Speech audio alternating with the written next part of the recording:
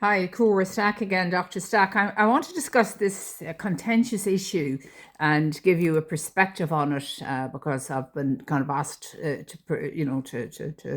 to talk about it. But this is my perspective: Ireland, the EU migration pact, and the housing crisis, a constitutional question of capacity. Hi, and so I want to discuss a very difficult but very important question. It's a question that is often treated as too sensitive to ask, but if we do not ask it honestly, we fail everyone. We fail Irish citizens, long term residents, current migrants, asylum seekers, refugees, local communities, and people who are already vulnerable in our society.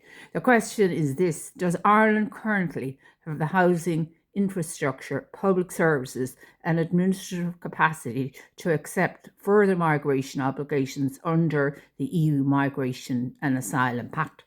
And more importantly, has the state properly assessed that capacity before agreeing to implement the pact?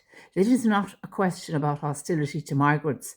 I'm very sensitive to the needs of migrants, and I'm very pro equality and diversity. So but there is a thing called boundaries and balance.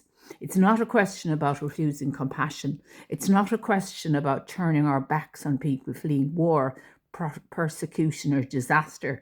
It's a question about whether the state is acting responsibly, constitutionally, and humanely.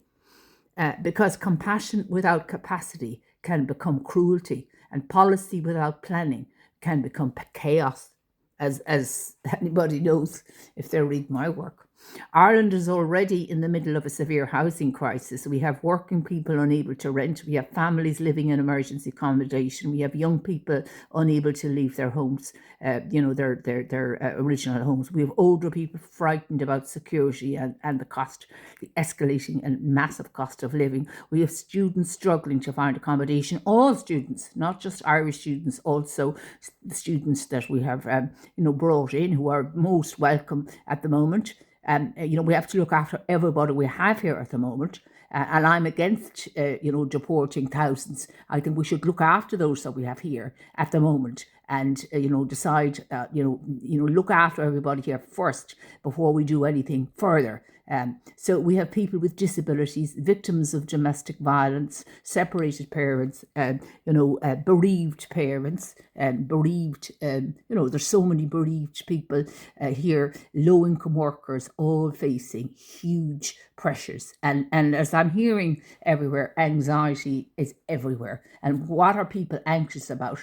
The vast majority are anxious about financial pressures, huge financial pressures. And it's not being, aired enough by government. You never hear them talking about the loneliness and the anxiety that the society is absolutely pandemic of it in Ireland. At the same time, Ireland is being asked to implement the EU Migration and Asylum Pact, which must be operational from June 2026. The Oireachtas Library has already noted that the pact presents significant infrastructure and resourcing challenges and must be implemented in a way that respects the human rights of all asylum seekers. This is the key point.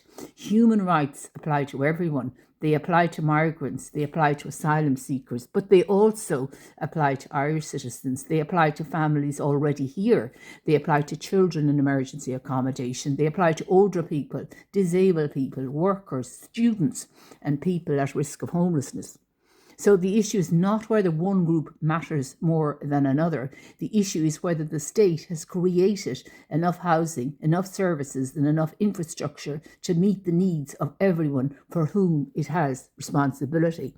At present, it is very difficult to see how this is the case.